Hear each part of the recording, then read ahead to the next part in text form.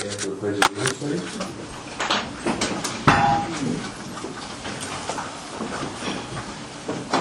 I pledge allegiance to the flag of the United States of America, and to the republic for which it stands, one nation, under God, indivisible, with liberty and justice for all.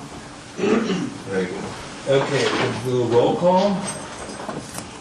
Commissioner Grace, Present. Commissioner Weinstein, Present. Commissioner Rousseau, Here. Commissioner Elliott. Present. All right. Commissioner Johnson, Present. and Chairman Ed Pliskin is present. Okay, at this point, I think we do the public hearing, open for public, matters of urgent. Is that correct? Yeah, you don't have anything, you need approval of minutes, actually, I'm sorry. Item 2. Oh, okay. Okay, so we have the minutes of April the 9th. Any corrections? There being none, we can assume that they're adopted unanimously, is that correct? Very good. Well, We need a motion. We need to motion first. Take motion, second motion. Really? Yes. I move that we approve the minutes. Okay. I second the motion. Mm-hmm. All in favor? Aye. Okay. Now we have a special presentation. You have none this Communications, evening. I'm sorry. Yeah. And who do we have for communications? You have a speaker? Thank you. Do I have to open the public hearing for this? No. Okay, we have a request to address Beaches and Parks and Recreation Commission regarding the skate park by William Scott. Mr. Scott.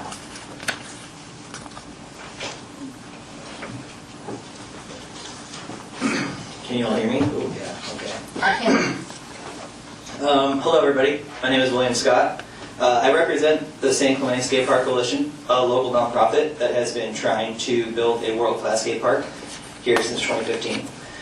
I'm here because San Clemente has a thriving community of parents that are eager for a modern, safe, and world-class facility for their kids to practice. I want to start by acknowledging that I'm representing the coalition today. I've only recently begun my journey with them, and you all here as well. While the Skate Park Coalition feels perplexed by the committee's instant build of the pickleball courts at Steep Park, I'm also willing to admit that the coalition could have done some things different as well. I understand the budget constraints you guys have to work within, and so I want to provide some ballpark numbers that I think it would take in order to build a world-class skate park here in town. The existing master plan has $3.1 million set aside for a state-of-the-art skateboard facility. In general, to build a skate park, it costs about $60 per square foot. What we're asking for is a 20,000 square foot state-of-the-art skate park. This is what is part of the master plan. At 20,000 square feet, $60 per square foot, you're looking at a $1.2 million budget for that. And this would be in place of the pickleball courts. We're also requesting 4 3,000 square foot local neighborhood parks, also known as hubs. Up to 4 of these, each one costing $175,000 per park. You're looking at $700,000 total. And finally, we'd love to see the Ralph skate park refurbished, mostly just repaved, new coping, and general maintenance. You're looking at $200,000, so all in, you're looking at $2.1 million, plus a 12% contingency is going to put us at $2.352 million, which is obviously under the projected allocated amount of $3.1 million. I think we can all agree this has been a long time coming. Today, all I ask is that this issue gets agendized for the next meeting. And in moving forward, I want you all to know that we've got some fresh faces in this coalition, and we're eager to assist any way we can. Thank you for your time. Any questions? I have a question for Ms. Wiley. Yes. Since we have the, on the agenda, we have the master plan update for Richard Steep Park, could that include an update for Mr. Scott about the Ralph Skate Park within item number 7? Yeah, there's not much to update on it, but I can speak to skateboarding and that plan. Thank you. Any other questions? I have a couple of questions. So, in 5 years, no, 3 years. I'm sorry, I have to interrupt you, I'm sorry. We cannot engage with the speaker at the podium, so if there's questions and there's a want to engage further, we'll have to agendize this for a future meeting. No, perfect. That's perfect. Thank you. Thank you. Do we have to make a motion to agendize this based on this You testimony? would, you could do it now, although there is a spot in the agenda that is allowed for future agenda items. It's usually at the end of the meeting. And it would need a minimum of 3 for it to be on the agenda and 4 members to have a staff report. Okay, maybe we can, because Mr. Scott is here, could we possibly move that action up so he doesn't have With to a leave? motion and a second, you can do that on the agenda. Do we have a motion to consider agendizing this item for our skate park people? I would move for a motion to have this considered on our next agenda. Thank you. Is there a second? Second. Thank you. So it's moved by Jennifer and seconded by Thor to basically agendize this item at our next regular scheduled meeting, and based on the vote, we'll decide if there's a staff report or not. All those in favor? Aye? Aye. Aye. Aye. Okay, so it's 5 to 1, or did you abstain? Aye. Huh? Oh, I'm sorry, okay. So it was unanimous, so we have 5 votes to agendize. 6, I'm sorry, 6 votes to agendize.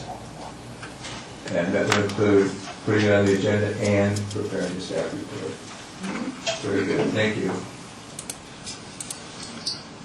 Okay, that was took care of that was very good. Any other oral communications from the community? Okay. Community activities and updates. It's taking a minute. It's loading. There it is. Very good. Since we last met, the Public Works Maintenance Services Division hosted the annual Arbor Day ceremony and celebration at Jim Johnson Memorial Sports Park. They planted, I don't have the numbers in front of me, they planted quite a few trees along the soccer field at Jim Johnson, and this was all a volunteer effort. The trees were donated, and I know our Public Works team worked closely with Patricia Holloway, who's wonderful with trees and finding the sources to get those. So we hosted that event, and then we also hosted Cinco de Mayo at Maxburg Park. That was hosted on May 4th, and we saw about 3,000, 4,000 people attend this event this year at Maxburg Park. Next slide. We also hosted Memorial Day at the Community Center. This is an annual event that we saw about 250 attend on the lawn at the Community Center, and we hosted several guest speakers and community leaders as well as part of this ceremony. And this is upcoming. We have a very busy summer. We've tried to pare back our events, and in doing so we've added events. Don't know how that math works out. I will say we're starting our summer events June 20th with the return of Island Nights. If any of you and the members of the community have been here long enough, we used to host a summer event at the Beach Club, William Hanson Beach Club, where we opened up evening swim for family members and kids all ages, and our staff are on site to lifeguard. The pool is open, the upstairs is open, we're hosting dinner, there'll be live music, kind of all island themed. So we will have 2 of those this summer. The first one is June 20th, and the second one is actually August 1st, later in the summer. Followed by that, we've got a dive-in movie at the Aquatic Center where we're showing the original Little Mermaid cartoon. Carrie's gonna hurt me if I say this wrong. Bring your approved flotation devices for the pool, and lifeguards will tell you if they're not approved. And enjoy this movie. There's a small fee that is online. All of these are available for registration online. And I do want to remind the commission and our community members that anytime there's a fee, we always offer scholarships. So if you know of a family that needs help with participating, we never want that to be the barrier. So please connect with our recreation staff on that. Then we dive right into July 4th with our fireworks show. Fireworks display goes off at 9 p.m. from the pier. It's about a 22-minute long show. And I want to encourage folks to go onto the city's website and review the press release that's gone out. There are a lot of moving parts for the 4th of July, and there's a lot of road closures that come on later in the day, and it's very busy. So we're encouraging all of our visitors and community members to take the trolley, ride your e-bike, find other ways other than your vehicles to come downtown, because it will be busy. And ahead of the fireworks show, we are excited to announce a first event called Stars, Stripes, and Slip and Slides. This is on July 4th. It will start at 10 a.m. This event will take place in lieu of what has been the unofficial and unpermitted office chair races in downtown San Clemente. Stars and Stripes will occur on Avenida Victoria and Avenida Rosa. And we're excited to roll out this event. It is featuring a 300-foot slip and slide for ages 8 and older. We don't cap that age limit, so as long as you're 8 years old and 46 inches tall, you can jump on that 300-foot slip and slide. We've got live music. We have a beer garden that's hosted by Los Molinos, benefiting the Friends of San Clemente Foundation. We have 6 food trucks lined up. We've got a whole kids zone with sidewalk chalk art murals, a bunch of competitions. There's a small slide for kids that are under 8. There's a 75-foot obstacle course, and we're finalizing the details with Camp Pendleton to have a military vehicle display on site as well. So we're excited to host this event and really bring a fun and safe activity to downtown San Clemente on the 4th of July. Again, tickets are available, wristbands are available. Admissions into the event space is free to participate in the activities, and there are lots of them. It's $7 for residents. And again, that's unlimited runs on the slip and slide or any other of the activities lined up there. So all of that information is also on a press release. And we're doing a series of, we're trying to connect with the neighbors on that street as well ahead of time.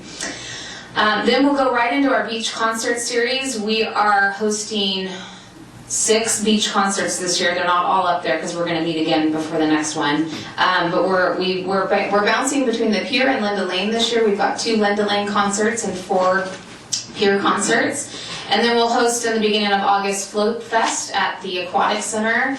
And that's where we'll have root beer floats and floaties in the water, just kind of a fun opportunity for people to come out and swim in the pool. And then we will wrap up our summer with the Chamber of Commerce Fiesta. That's annual. And I want to note, not in this list, is the Return of the Ocean Festival, which is a long-standing nonprofit partner with the city. The Ocean Festival is the middle of July. I want to say it's the 3rd weekend in July. So again, we encourage all of our community members to take part in those really special and tradition San Clemente that has in store. Thank you. Any questions? Very good. Good job. Danny, summer, can we get some sun with that? No, sir, you gotta order. Okay, any old business? Do we have any old business to consider? No. Okay, we're going to new business, which is the items on the agenda. The first item to consider is 6A, which is the review and consideration of applications for the aquatic partnership status. Samantha, you want to give us? Yeah, I'll give a brief report, and I know that we have representatives from both organizations here to also speak. So as an overview, and hopefully you've had a chance to read the staff report, giving you background on the aquatics partnership process, and I want to note that this process is slightly different from the sports process that we're going to see after this item. The aquatics partnership process has not been updated since it was adopted in about 2015. There's 2 levels for aquatics partnership, junior and senior, and their subsidy, their discounted rate, is less than what you see for field partners. So this evening we are reviewing 2 applications. One of them is a formal application, and then the second one is actually a recap and kind of a bring back of the one we reviewed about a year ago. So I'll start with the San Clemente Aquatics team. So the San Clemente Aquatics team has actually been here since the 70s, so they've been a long-standing organization supporting competitive swim within the community. They originally started out at the Ole Hansen Beach Club, transitioned to the San Clemente Aquatic Center, and have been a great partner ever since then. We are in front of the commission tonight because about a year ago in 2022, the commission recommended an exception, essentially, of the partnership. The swim team does not meet the 90% residency requirement that is needed to maintain senior partnership status. They do meet the 300 participant level, but they fall just shy of that at 88.8% residency as part of their overall group. And these are the numbers from just spring of 2024. I want to note a couple things about that.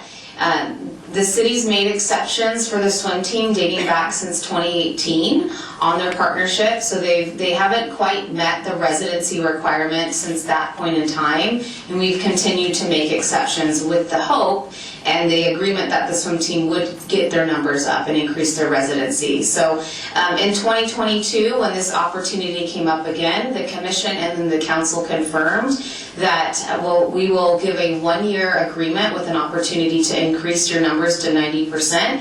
If at that point at 1 year, 90% is met, then another 2 years would be added onto the agreement. Unfortunately, they weren't able to meet the 90% marker, so here we are today to relook at it and get direction back to the council based on the facts in front of the commission.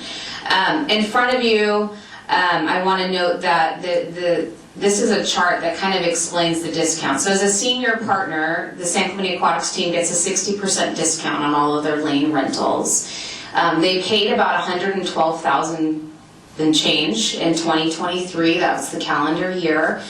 And the city subsidized about $280,000 of their total fees.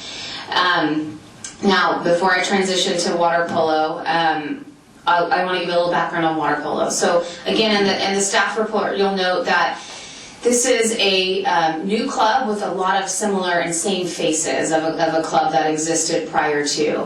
The city maintained a partnership with the Triton Water Polo Club for many years. And then in 2020, when it became pretty difficult to kind of keep up with the changes and the requirements based on the COVID-19 pandemic, the organization couldn't keep going. So they actually folded, and they did not transfer that organization to anybody else. So the organization disbanded.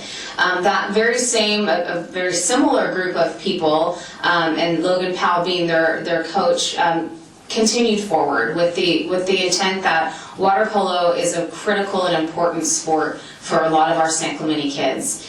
So him, along with his team and the board, have continued to pursue the coaching of water polo as a club sport. They've come back. They have their own nonprofit now, and they've been established for about 2 years, which is the requirement at this time for junior partnership status. They don't meet the 300 participant requirement, and they're also not quite at 90% residency. But of course, because of their longevity and what is the same, some similar people and players at the table, they have asked for an exception to be considered as well for senior partnership status. Water polo, as you can see on the screen in front of you, while they're not a partner, they still get a discount as a non-profit resident organization. They get 40% on all of their lane rentals, and based on their usage, they paid about $35,000 last year, and the city subsidized about $59,000 for water polo's usage. Next slide, please. So this is what it would potentially look like if applications and the commission made a recommendation on what is provided for in the application, which is black and white to the policy, that both of these organizations qualify for junior partnership status. That's a 50% discount on all of their lane rentals. And so it does change what they pay. The subsidy is really small because it's about a 10% difference. So that there's not much change there. But I think this is important to note as the commission looks at both of these organizations. I want to point out that they both asked for exceptions to the policy. The staff recommendation is always based on policy, that the policy says one thing and that will always be the recommendation. If the commission chooses to make exceptions, it's certainly your prerogative to do so, but council has the final authority and vote on how the agreements are struck. With that, I'm happy to take any questions if there are any, and I know, again, the organizations are here, and we do try to be a little bit flexible for our applicants and our commissioners to have better engagement with the applicants, because there's oftentimes questions that they can field better than I. So I will end my report there. Okay, do we have any questions for Samantha? Anybody? I have a question. Yes. Oh, wait a minute, we have some, okay. So what does it cost to run that swimming pool a year, roughly? I'm just curious. It's It's a relative number. about $1.2 million. Okay. And who else uses it besides these folks? Again, just to... So the high school uses the pool quite a bit. Sometimes for free, sometimes they pay depending on the time of day that they utilize the facility. Also the public, we offer lap swimming. Anytime the pool is open, lap swimming is available. That's an important piece of our community service. And then we also run a series of swim programs. That's the KISS swim instruction program with Kane. The city has its own lessons as well. We have water polo private lessons, we have private swim lessons, we have adult fitness classes. And that is how the pool is mostly utilized. We also serve, occasionally we'll get requests from St. Clemente Christian School to do a lane rental, or any other organization, other local private schools will often rent our pool as well. And finally, what was the basis for the number of years for the exception? Was there a finding made? Was there a determination made for the exception, or it was just sort of arbitrarily? I can't speak for those commissions or those councils at the time, but I know that the city traditionally takes a lot into consideration for longevity. An organization like SCAT that has served this city and its community members back dating since the 70s, that is met with a warm welcome. And SCAT is also just recently, it's in the staff report, I do want to note, they did just donate a $90,000 scoreboard to the Aquatic Center as well. So their goal is always to give back to the facility also. But there, to my knowledge, was not a precedent or a mark of why an exception was made. And finally, this determination, this exception, does it have any kind of precedence with any other organization that might come and point to this exception and say we should be entitled to it based on? I think exceptions do that. Precedence is always set when you make an exception. Policies are set to make it a very clear process, and when you make exceptions, you start to muddy what the policy says. And our experience, once you make an exception, you might have to continue to make exceptions, or at some point that's going to have to stop. But that is again up to the commission. Any other questions? So, if we were to make an exception, just to confirm, it's approximately just like a 1% exception. Is that?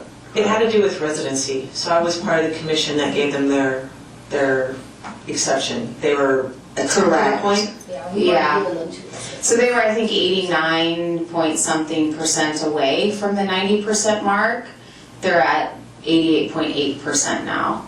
And it is a small percentile, but again, the policy says 90%, and they're not at 90%, and that's why the recommendation is at junior. And their population is smaller than some organizations, so it's not really a fit formula. I'm sorry? Is that what? The population size of swimmers compared to other sports organizations is less than other sports organizations. So that's why we took into consideration the 1.2% or whatever. And that's why we gave the exception. Well, also, isn't there something unique about this from the standpoint that it's a swimming pool? I mean, it's sort of a unique situation. It's a municipal pool as opposed to, I'm just thinking in terms of precedent. It's a unique facility. Not a field, not a diamond. Right. Yeah. You know. Speakers? Mm-hmm. We have the speakers. Yeah, I know we do. Okay. I needed to ask those questions, so. Okay, we'll open the public hearing. This is item 6A. You're all aware of what's involved here. Mark Matheson, please. Thank you, sir. Thank you for allowing me the opportunity to speak about this amazing organization and its historical and successful partnership with the city, and to react to the staff recommendation downgrading its status from senior to junior partnership level. My name is Mark Matheson. I serve as the president of the San Clemente Aquatics team, known as SCAT. I've got 4 kids currently in the program. As you know, SCAT has a long and successful relationship with the city. Next year, we're going to celebrate our 50th anniversary as an organization. As stated in the materials, the relationship with the city goes back to the 1970s, early when we utilized the historic Ole Hansen Club for our swim team. We're a small organization in comparison to our neighboring mega swim teams, but we are strong and we've achieved some amazing things. In a showing of continued commitment to the Hermosa facility, the organization was able to raise over $100,000 towards, and through grassroots fundraising and savings, to donate a state-of-the-art scoreboard to the facility in order to maintain its functionality and to benefit its meets, city events, and recreational swim. I noticed on the upcoming events, there's an in movie at Hermosa Aquatics. I assume that's using that scoreboard. We are a city of watermen and women, and throughout our history, our organization has served as a center for a variety of swim levels, from water safety to national performances. Our swimmers have participated in prestigious events, including sectionals, nationals, CIF, and many have even gone on to Division I universities. So in light of the history, our dedication, our achievements, I'm sure you can appreciate our deep disappointment that we're being recommended for a downgrade from senior to junior partnership for being only 1.2% off of a 90% resident requirement, which, putting that in perspective, is about 3.8 swimmers, which ebbs and flows seasonal. It's very possible that we're in compliance currently. To be clear, SCAT targets city residents in its marketing.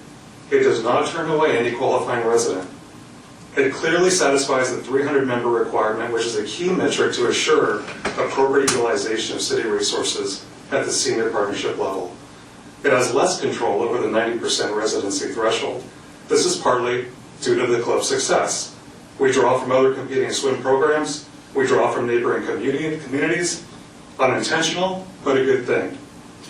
To be compliant with the metric, the club would need to turn away neighboring families and transferring swimmers, which I think this city would agree is not such a good thing.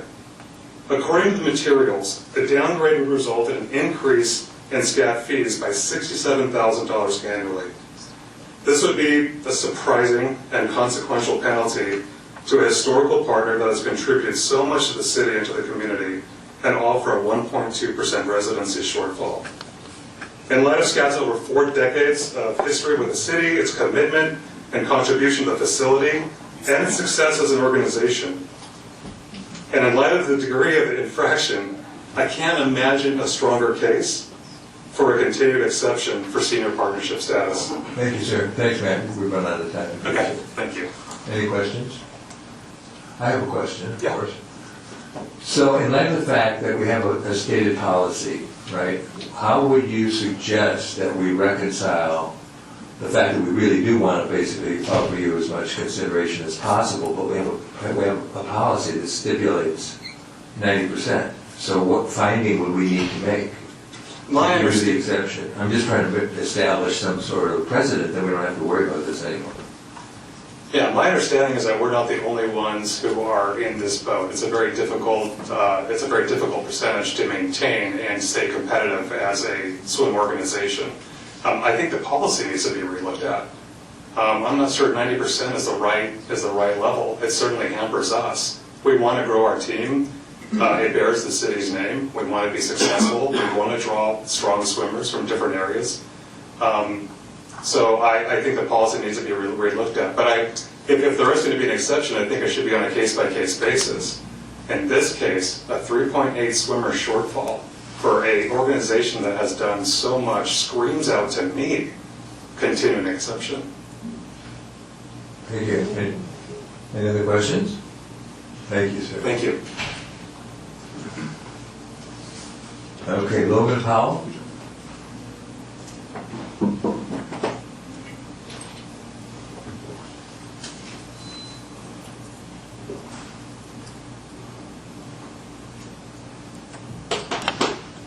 Commission members, how are you guys doing? Good, Logan. How are you doing? Good, good. I appreciate the opportunity to speak on behalf of San Clemente Water Polo. I'm the club director for San Clemente Water Polo, and as Ms. Wiley mentioned, I was also the club director for Triton's Water Polo, which had a relationship ongoing with the city for over a decade. We're here talking about the partnership as well, and you know, I think Mark brought out some great points. I know Mr. Matheson, coached his son and daughter, and you know, we have a great history of water polo in this community. Obviously, we're water people, beach people. We've had Olympians come out of San Clemente for water polo. We've had a lot of Division I athletes. You know, last year our girls teams, we had our 10 and under, 12 and under, and 14 under girls all end up top 10 in the nation in the Junior Olympics. So you know, we compete at the highest level, and as Mr. Matheson stated, you know, sometimes that draws members to the program from outside the city.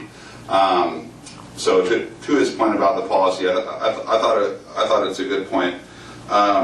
You know, our objective is to mentor the young people of the community, and you know, through a philosophy of respectfulness, selflessness, and industriousness, you know, help serve this community. Water polo is a mainstay sport for us.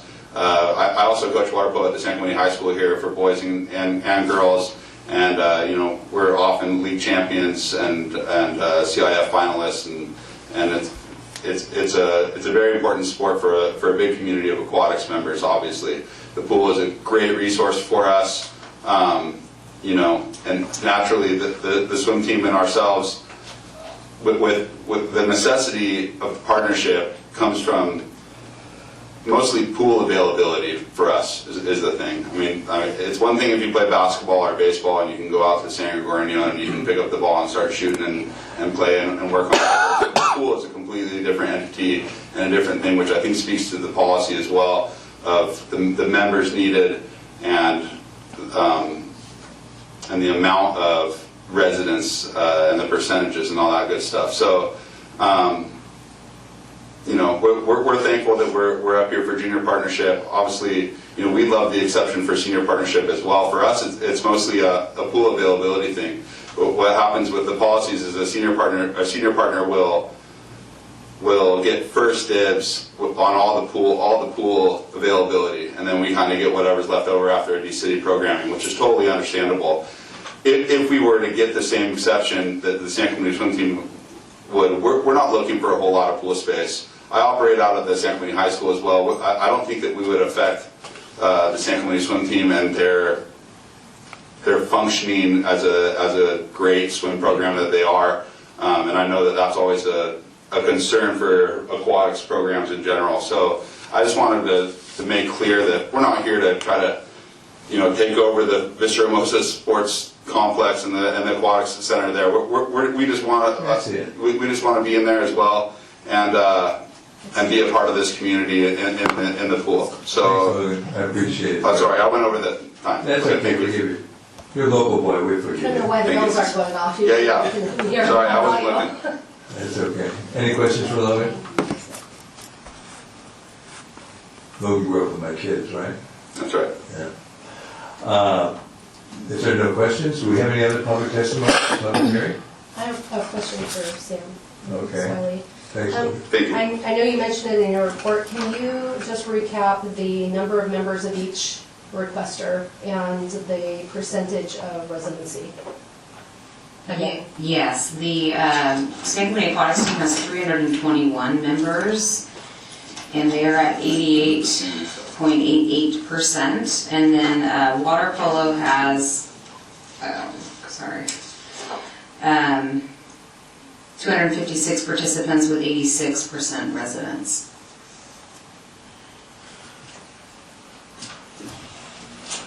Okay, there's no more public testimony, we'll close the public testimony at this point, and we will entertain at least a motion for discussion. Do we have a motion for discussion? Do we want to just move the staff report and go from there? I'll move with regard to San Clemente Triton's water polo that we grant junior partnership status for a 2-year agreement. I second the motion. Okay, so that's the staff report recommendation. Let's have a discussion about that. Actually, you have a motion, you vote now. Huh? You can vote now. You have a motion and a second. I know we have a discussion regarding the motion, right? Is there a discussion? The only comment I would make is possibly an amendment to this motion. Well, I'm in favor of another exception, so I should basically state that, but I think if we were to give an exception, I think a part of that has to be amended to say that I think we recommend to the city council that they have to change the standard. I mean, it's becoming obvious because of the success of these two programs that they basically attract a lot of people maybe from the Capitol Beach or wherever, and it poses a problem for them to comply with this 90%. So my recommendation would be, I'd be opposed to this motion, and I would be in favor of a motion to offer the exception with the stipulation that we recommend to the city council that the standard is too difficult for these particular organizations to meet because they're unique from the standpoint that they're using a swimming pool, they're using a swimming, and it's a very sort of focused and very narrowly defined activity. So do you want to vote on the motion first?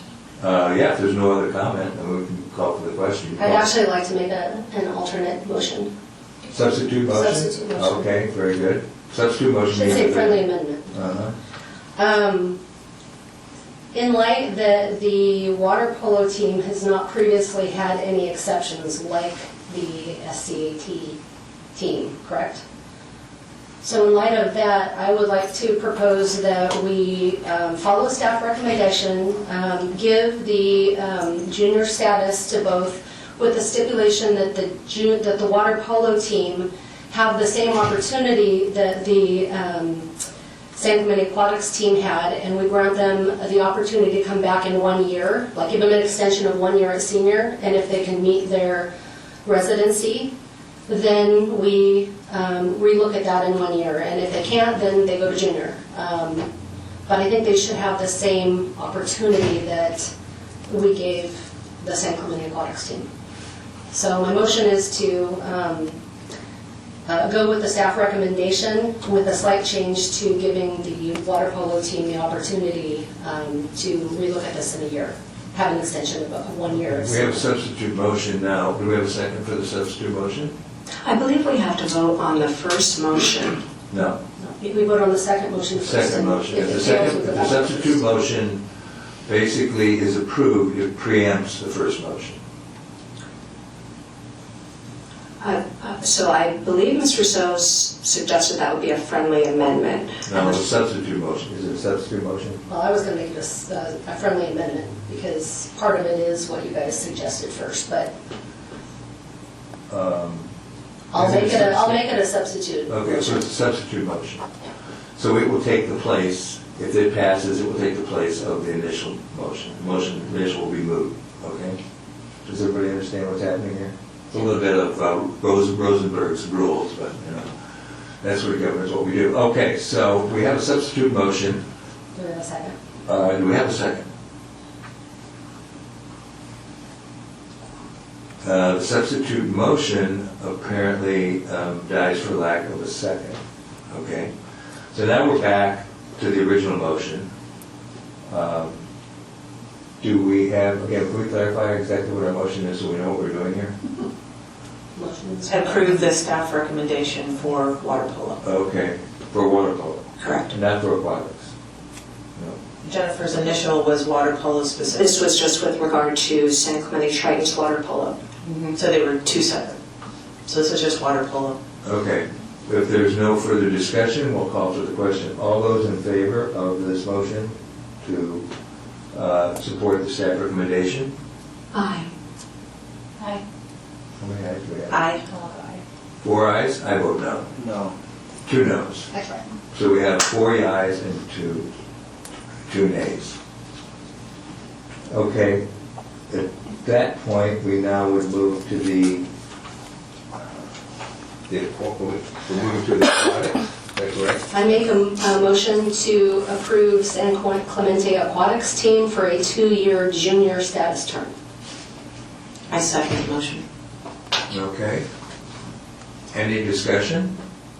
My only comment would be, my personal notion in terms of fairness and consistency, since we've been very inconsistent with these exceptions, and the fact that both of these organizations appear to try desperately to comply with the standard, that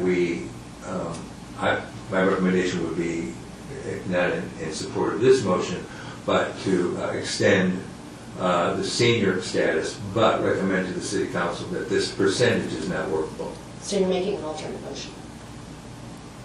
Sure, I'll make a substitute motion. Thank you. So my substitute motion for your consideration is seconded. And for clarification, what that is that we would extend both to aquatics and quite frankly to water polo their senior status. However, we would send along to the city council a very emphatic request that the percentage, which apparently is unattainable given the situation, for this particular application be changed maybe to whatever the number would be, 80, 85? But this doesn't include water polo. We already voted on water polo. Yeah, well, this is water polo, that's what we're discussing, right? Or No, aquatics? this is only aquatics. Okay, We've already put water polo to rest. More or less. It's just for Okay. the San Clemente Aquatics team. Okay, so we have a motion and a second for aquatics to basically be granted an exception, a continued exception from previous exceptions. I'm not sure what the basis of that is exactly, other than the fact that I guess the finding we'll make is that in this particular case, the organization and the use cannot realistically comply with the 90%. Are you taking a vote on the motion now? Yes, I'm just explaining. Is there any other comment? Is there time for discussion now? Sure. I am completely understanding of how close you are to the 90%, but I think it's necessary to follow our rules for this year, and perhaps the commission and our recreation department can consider lessening the percentage in the future. But as for this year, we have a 90% rule, and I think it's important to follow that, especially since that 90% was known to the organizations. Any other comment or questions? Jennifer? I have a question, since I'm not familiar with how it actually works. Is there, during the time of the year, does it ever hit 90%, or is it like a point in time percentage that it's when we renew each year? Samantha? So as they've spoken to, swimming is different than field sports. It's year round. They have some level of primary seasons. The numbers we're looking at for SCAT are their spring season, which are typically their more populated seasons. Most swimmers come spring and summer. I can't say for certain if they've ever hit that 90%, but we did want to take the spring because we felt like that was the best gauge. I'm not sure if they've hit the 90% at one point or another, though. So I would like to make a few comments. I think this organization is a asset for the community, and they raised over $100,000 for a scoreboard and donated it. It looks like they're paying just shy of $150,000 every year, which goes back into the city fund. Pretty much 89% of their residents are San Clemente. I think what my fellow commissioners are saying, they have really good points. But I really think that we should grant them senior status based on all the good things that they've done for our community. And, you know, this is a time where families, you know, the economy isn't doing well, per se. So if we could, we have the opportunity to do something really good here and help the family out and help the community out. And I think that's what this commission and the city is all about. So, and being 1% off. I mean, could I sign up? I'm a resident. I mean, I'm sure he could get four residents soon. So, I would like to ask for a reconsideration. Why don't you make a substitute motion? Yeah. So my substitute motion would be to approve their aquatics at the senior rate for 2 years. Second. I thought that was already your substitute motion on the table, Ed. This is for aquatics. That was the water polo. No, you made a substitute motion already, Oh, okay. and Commissioner Okay, I Johnson did. seconded it. So we're looking, this is discussion to the substitute motion. If there's no further discussion, you can call for the vote. Could you restate the motion? Did you understand it? I understood it as approve an exception for senior partnership for the San Clemente Aquatics team for 1 year. And then to come back again in 1 year. And with, I guess, an exception for 1 year with a 1 year extension if they meet the 90% at 1 year. Okay. Any other further discussion? Call for the question. All in favor? Which vote are we taking right now? The substitute This motion. is to extend for 1 year for senior status on the tier. And then at the end of 1 year to review the, again, to review the extension of that, or To see if the residency changed. Right. Is that clear? Clear. Call for the question then. All in favor? Aye. Aye. Aye. Aye. Nay. Nay? Aye. Okay, so 4-1. Jennifer voted no. I'm sorry. 5-1. It passes 5-1.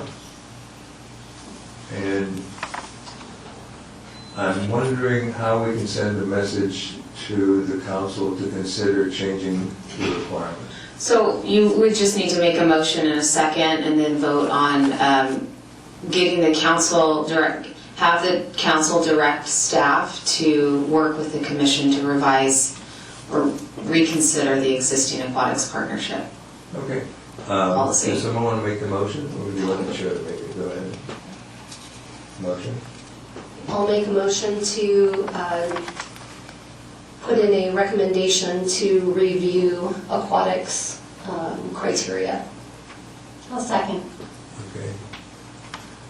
Now, that is for the policy exclusively as it applies to these activities, right? It doesn't, Yeah, that's Doesn't have aquatics. anything to do This with- is aquatics only. aquatics and water polo. Water polo. They're considered an aquatic sport. Okay. So So we have a motion to recommend to the council that they revise or revisit the percentage that's required for senior status, specifically about the aquatic activities. Is there any other further discussion? No, then we call for the question. All those in favor? Aye. Aye. Aye. Okay, it passes, I believe, 5-0, is that correct? Six. We're Six. still I didn't want to keep things Still flat. six. I guess that Rob's gone, I'm confused. Okay, Okay. Motion passes. that takes care of that. Very good. Okay. So now that was technically 6A, did we jump through to 6B? Is that what happened? We did both? No, we're at No, 6B we're at now. 6B now. Okay. So that was aquatic, and now we're at 6B. Consideration of application for sports partnership, and this is AYSO Region 111, I'm sorry. Only soccer ends. This is for the soccer. Once again, could Samantha? yeah, if you're ready, I can give you guys Sure. a brief Go report. ahead. Okay. So we are looking at sport partnership, field partnerships right now. I want to note that the policy we're working off of when we review this is actually really updated. This commission, by way of subcommittee and then full commission approval, updated the policy in 2022, and I think did a really tremendous job of coming together with a policy that works with all of the different groups. So we're looking at a revised policy. This is our first time using this policy to review these applications. While the application process didn't change very much, we do have different tiers that we're looking at. There are 3 organizations we're looking at this evening. The first one being AYSO Region 111, the second being Elite Soccer League, and the third being South Coast Youth Football. AYSO, to give them a background for everybody's context here, they've been around for decades within San Clemente. AYSO was one of the original soccer organizations to offer youth leagues in San Clemente. They have utilized the city's fields since the 90s. And in that capacity early on, the city didn't have a partnership process or policy. They utilized fields. They paid some level of fee, nominal at best, during those times just to provide services. As the city's park system has grown and fields were added, the city established a more formal partnership policy. And that started happening in 2012 into 2015. And since that time, AYSO has maintained the highest level of partnership status, regardless of where our policies land. So at one point it was a senior partnership. In 2015 that changed to platinum.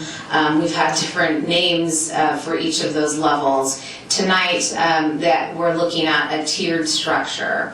So based on AYSO's application, they meet the minimum number of participants, which is 300 for Tier 1, and they are seeking Tier 1 status, which is a 90% discount on field rentals.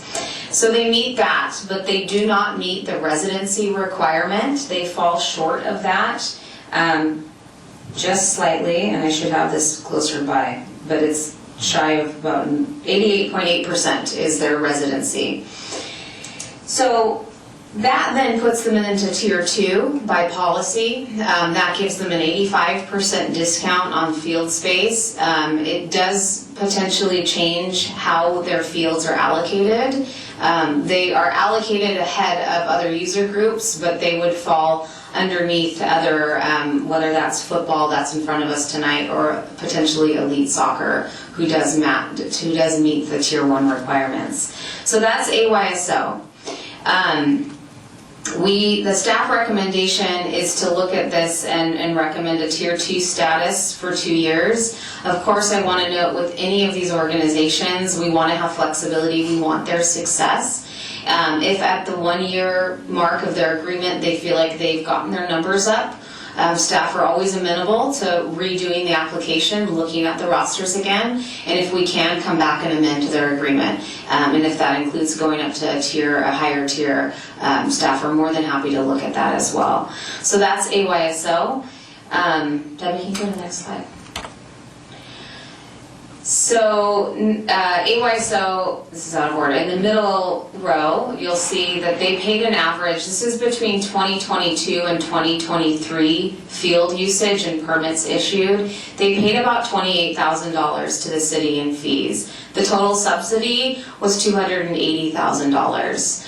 Again, they're getting 90% off of the field rentals. They are our, the AYSO and Elite come pretty neck and neck with hours rented on fields. Go to the next slide real quick. So if AYSO goes to a Tier 2, we're looking at an 85% discount. They would be paying $39,000 and the city would be subsidizing about $265,000. Moving on to Elite Soccer. Elite has been operating and has been a partner with the city since 2013. They've been in San Clemente for nearly 20 years and received partnership status in 2013. Some background on Elite. they have Elite Soccer, which is what you're seeing tonight, ESL.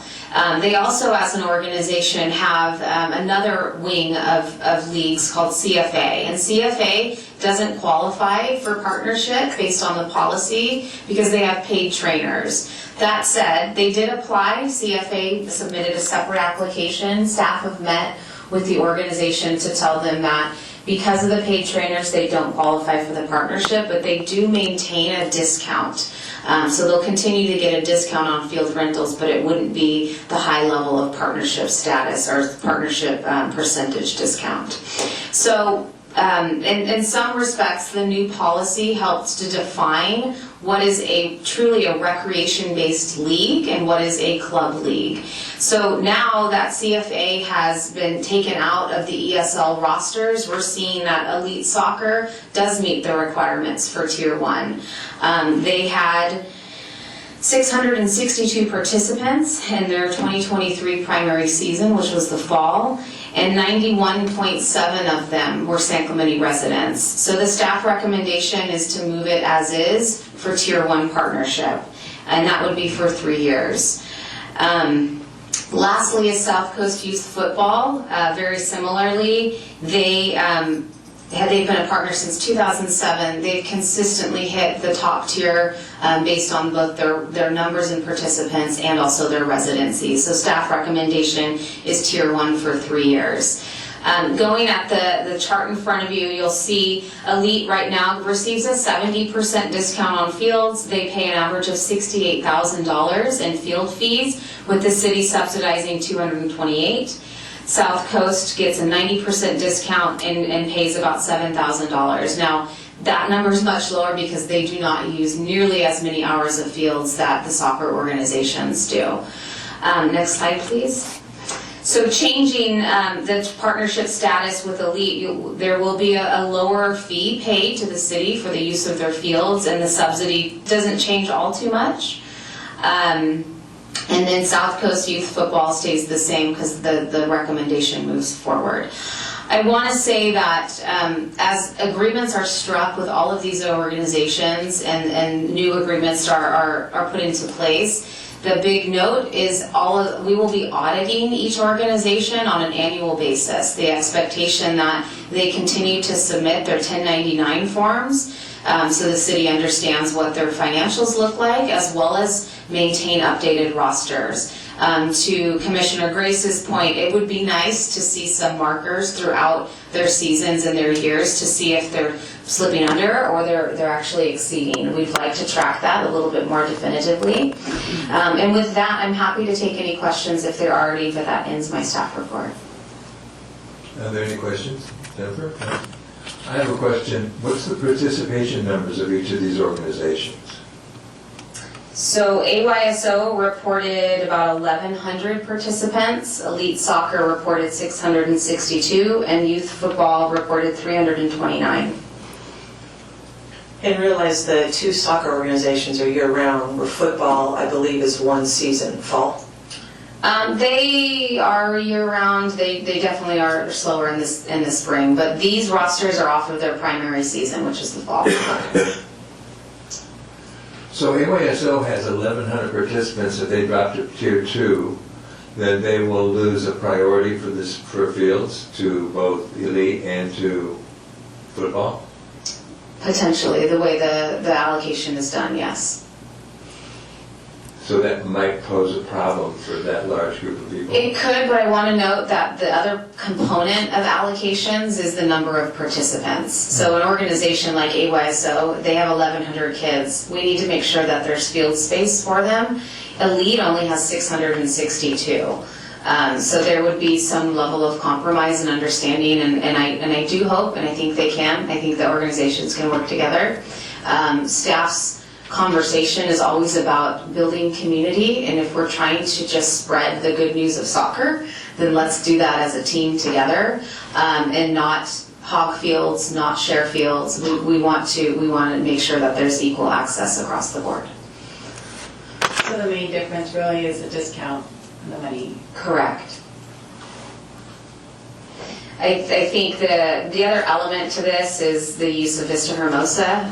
Vista Hermosa has for a very long time been AYSO's fields. That's been their hub. They've been there since the sports park opened in 2012. And the turf fields are our most crown jewel of fields because they can play on them all year long. One of our wants, though, as we look to allocate fields going forward is what level of player is playing on those fields. You know, we've got a lot of little ones that play on those fields, and they probably could be playing on a field like Forster Ranch.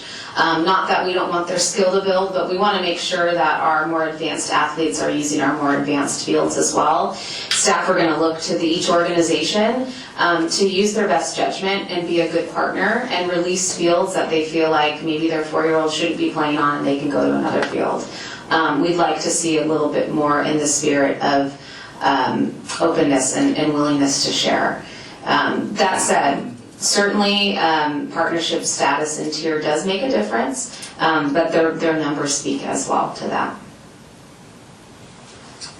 It's not exactly related to these particular sports, but there's a sport that's probably going to be coming online, and maybe it's only at the high school, and that's women and men's flag football. Do we have, just out of curiosity, do we have any accommodation for that sort of thing on our fields? I think we need to address this first and clear this policy up first. Well, that's fine and dandy, but I want to make sure that I understand when somebody drops out of the tier 1 to tier 2, what kind of competition we're going to have for the facilities. But what we're doing is voting on this first. That's true, but by taking somebody to tier 2, they're going to basically fall to a lower priority. I'm just curious, in anticipation of a future conflict or a future demand. Well, we're not going to address that, right? We don't know what that is. So if there's a new organization that comes to the city and says we want to start renting fields, they're at the bottom of the barrel. Okay. They get whatever we have left after we serve first our city leagues, and we have a flag football league that's very successful. It has over 300 kids in it. That league gets priority, and then these leagues that we're looking at tonight get use after that. And then below that, we see organizations like CFA. There's also San Clemente Surf, another soccer organization that then get field usage. While field space is limited in San Clemente, I think our staff do a really good job of trying to Tetris each request together, and I commend the organizations for also releasing their fields and giving them back, because again, they know that it's not to their best benefit to hang on to them if they're not being used. So any new organization, though, would have to be starting from the very bottom. Very good. We do have public testimony, thank you. Sorry. I'll open the public hearing. And David Kendall? Is David here? Very good.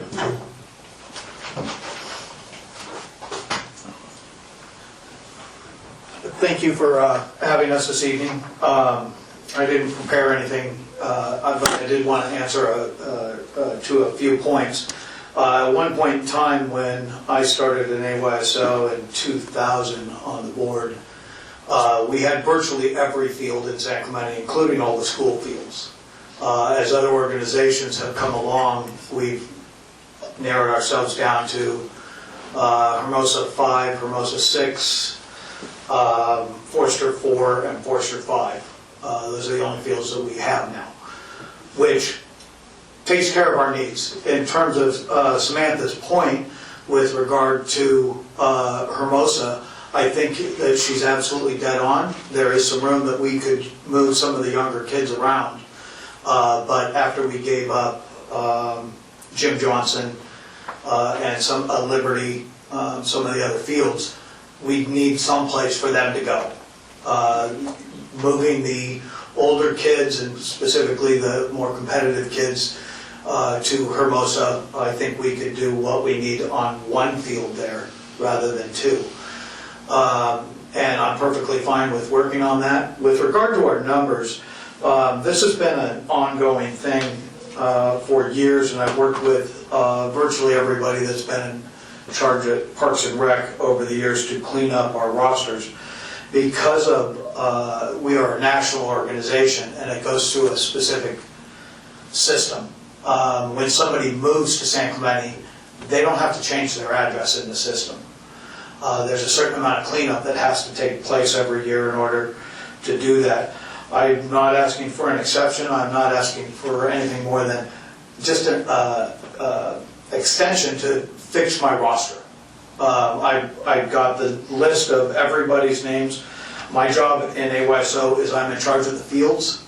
In May, our board members tend to go on staggered vacations so that there's a skeletal crew to run our board until we get back. Unfortunately, I don't have access to the registration stuff. I actually got what I have from what we mailed in, and I'm going through that list. And just today, and again, our number is 1141 on paper. I believe our actual San Clemente residence is somewhere around 1120. We would need to, 1112. We need to be at about 1125 is what our number is. And just today, on families that I know, 3 players did not actually play this year. I know because they played for me. We carried 22 on. I'm running out of time.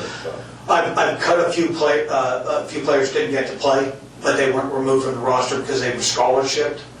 And I found 6 residents that their old addresses are still in the system, but I know they live in San Clemente. One final note, for clarity going forward, I think this is something that needs to be addressed. Besides, what the aquatics organizations were talking about, something needs to be done with regard to how we deal with the military families. Okay, because they got to have some place to play. Right. Thank you. And that is all the public testimony for this matter. So close public hearing. And we'll entertain a motion for discussion. I'll make the motion that we follow the staff recommendation and improve the organization as is. Second. As Chair 2. Correct. Any other discussion? That's the motion for just the number 1 or for all 3 of them? All 3 of them.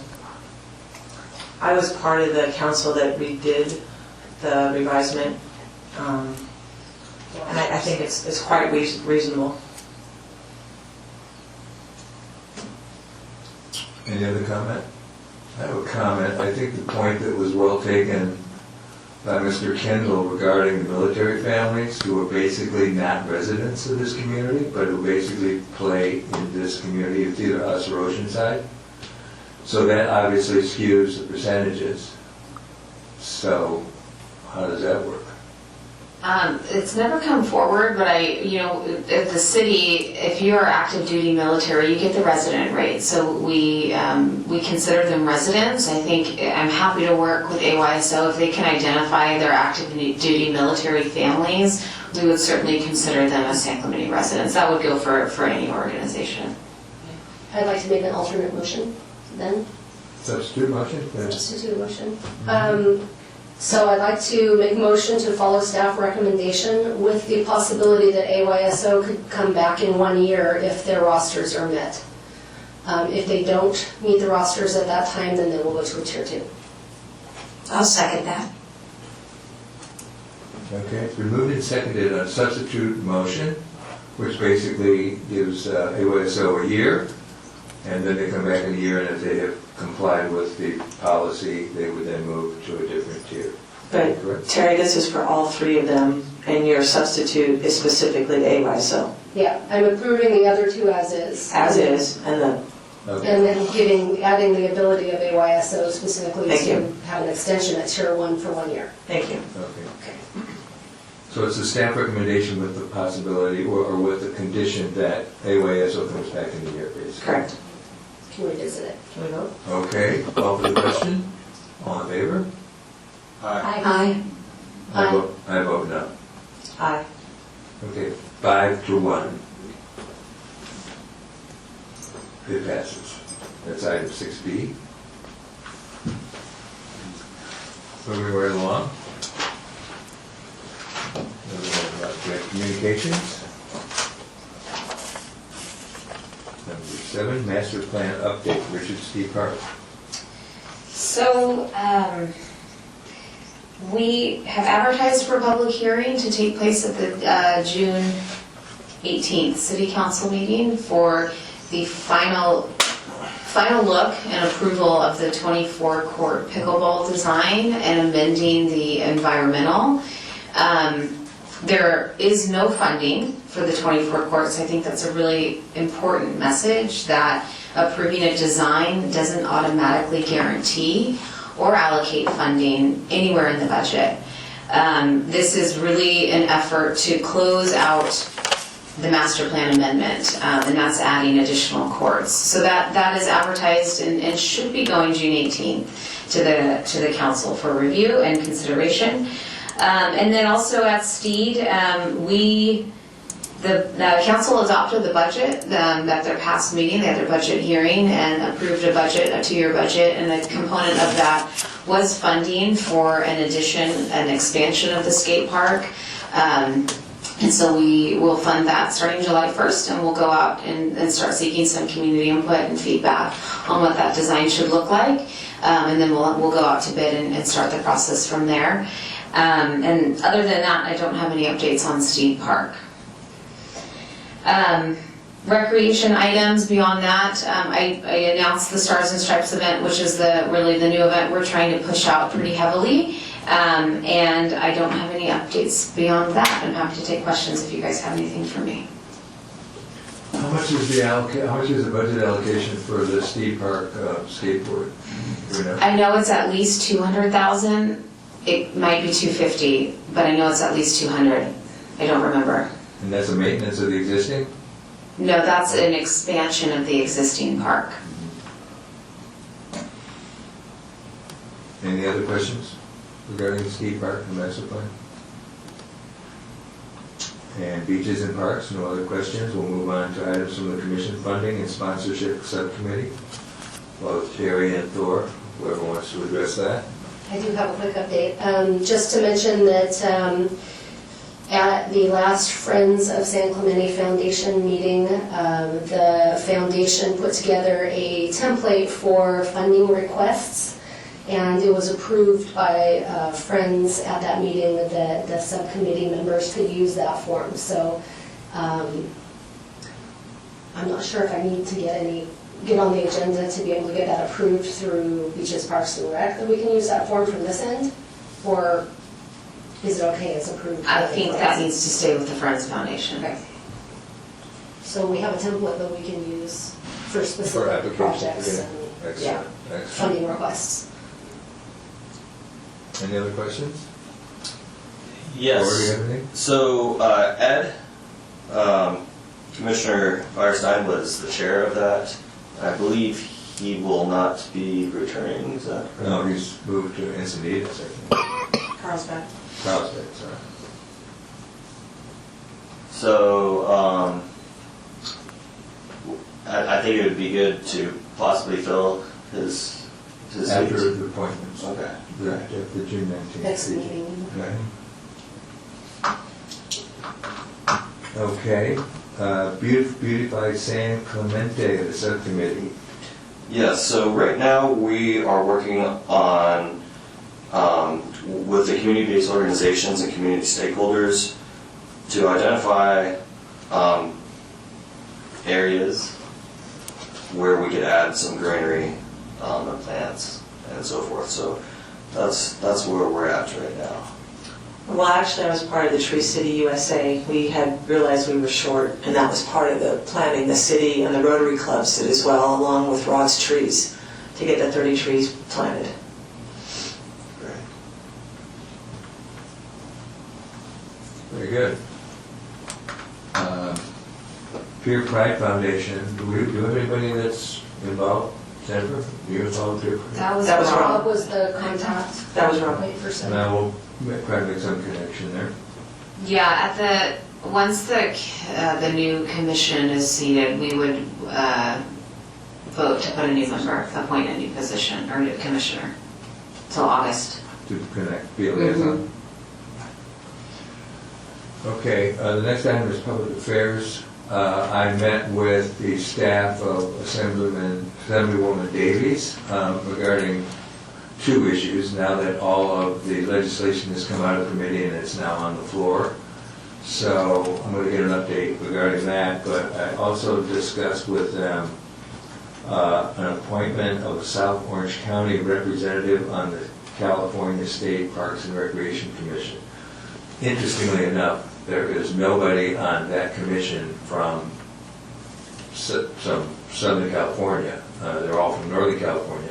And interestingly enough, we have two state parks, one which is very popular, immediately adjacent to our community. So I mentioned it both to the Assemblywoman and to her staff that we could investigate finding out why somebody couldn't be appointed to represent South Orange County or Southern California.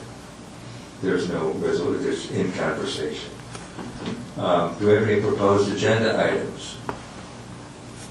There being none, I think we are ready for adjournment. A motion to adjourn. I'll second. It's been moved and seconded to adjourn to our next regularly scheduled meeting, which is in August? August 13th. August 13th, very good. Meeting adjourned.